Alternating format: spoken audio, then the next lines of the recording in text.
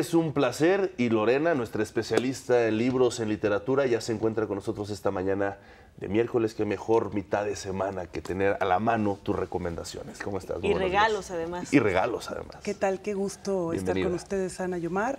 Muy buenos días a toda la audiencia. Y pues sí, les tenemos un par de libros para regalar. Se trata del título Mi hijo aprende jugando, de Mark Giner, que es una cortesía de Editorial Larousse, un libro que pues ayuda a los padres de niños pequeños a que les tengan como muchas opciones para jugar y divertirse, y resuelve algunas dudas sobre este tema de cómo juegan y cómo aprenden los niños pequeños. Una buena orientación, sin duda.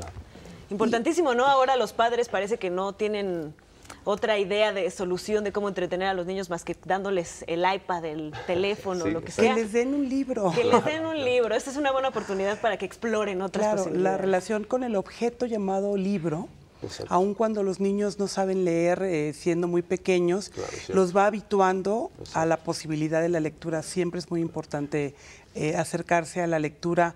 Incluso hay libros de plástico para los niños más chiquitos, para los bebés, para que jueguen en el agua. Entonces, ese acercamiento, independientemente de que los niños no sepan leer, les va propiciando que después se interesen, por supuesto, en la lectura. Ahí teníamos, perdón, rapidísimo los números en pantalla. Justamente, ¿cuántos libros van a ser? Son 2 libros cortesía de Larousse. Perfecto. Y les quiero recomendar una novela que ha tenido pues muy buena crítica.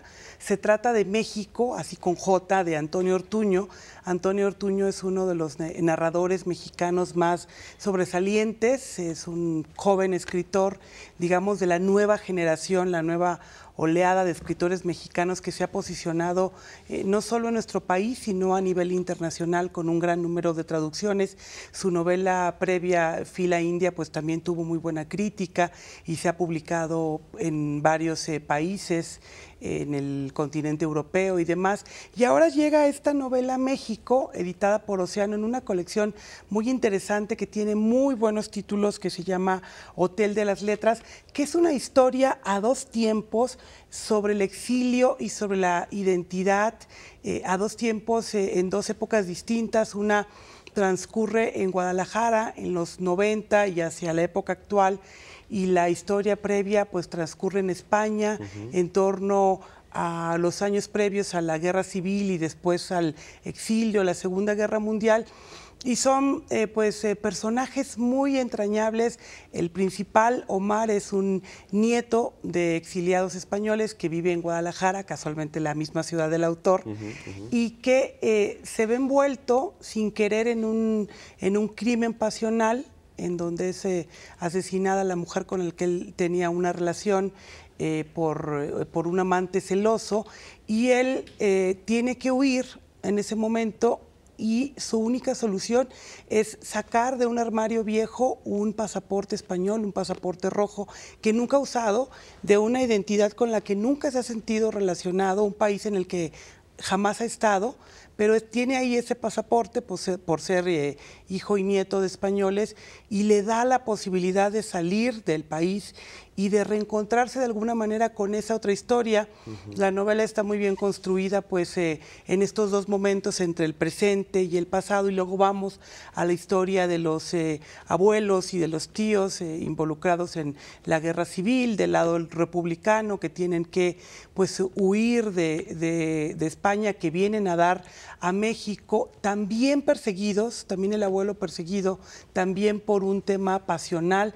Entonces son 2 historias que de alguna manera pareciera que el nieto tiene que refrendar la historia del abuelo, y el México con J pues es de alguna manera una broma, pero también una alusión a esta forma en cómo se le llama a México en muchos países, incluyendo España.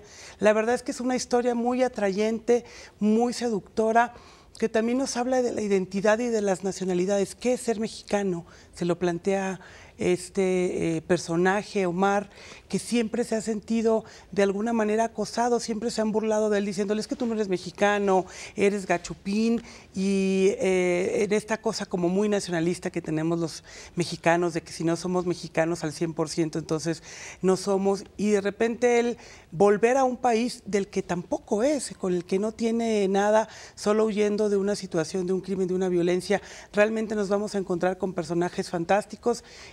la novela refrenda por qué Antonio Ortuño está considerado uno de los mejores autores contemporáneos y nos permite pues echar un vistazo a un tema muy novelado, el del exilio, pero del que siempre hay como cosas nuevas que aportar. Visto desde otro punto de la moneda y justamente conocer esa otra realidad, ¿no, Ana? Lorena, porque justamente muchas veces hablamos de cómo son tratados los latinoamericanos allá en el viejo continente, sobre todo en España, que hay mucha, obviamente, migración latina, pero en este caso también es conocer el otro lado de la moneda, cómo los migrantes europeos, sobre todo españoles, han sido tratados o se han ido adaptando y adecuando su cultura justamente en nuestro país, ¿no? Y cómo han sido abrazados. Claro, y una excelente forma este tipo de novelas de entender el contexto de nuestro país, ¿no? Que precisamente se forma en este entretejimiento de historias de migración de los españoles, de los nativos, etcétera. Claro. Y pues justamente ahora en el contexto de la migración tan grande que hay, el problema de la migración tan grande que hay en Europa, pues es importante entender cómo se construyen estos conceptos de nacionalidad, ¿no? Etcétera. Exacto. Entonces, pues muy interesante tu sugerencia para este miércoles, Lorena. Pues muchas gracias y Lorena, nos vemos pronto. Nos vemos la próxima semana porque leer es un placer. Gracias, así es. Muchísimas gracias.